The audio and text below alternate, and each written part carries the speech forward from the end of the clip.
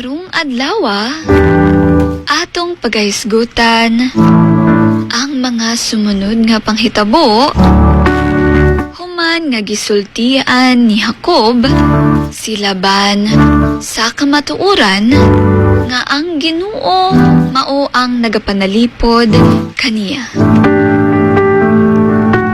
Ato kining mabasa sa Genesis 31 verse 43 to 55.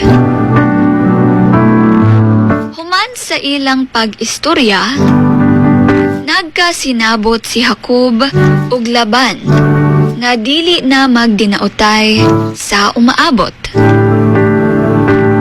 Sila naghimo og kasabutan, diin sila nagsabot nga dili na magkasamok ug dili na mag-away sa matag usa. Ug nagbuhat sila og usa ka bato isip timaan sa ilang kasabutan.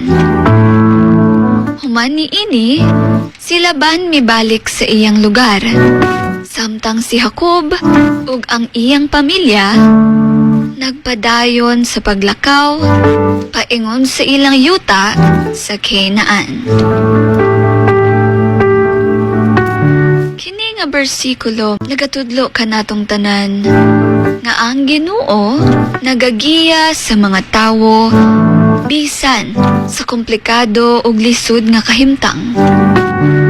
Kung kita matinud-anon ug musalig sa Ginoo, bisan pa sa pagpanikas o pagreklamo sa uban, siya magahatag og hustisya og blessing kanatong tanan. Ang kasabutan ni Jacob ug Laban kini nagapakita nga ang kalinaw ug pagkahuman sa panaglalis mahimong makabot pinaagi sa pagsunod sa giya sa Ginoo ug pagkamatinud-anon.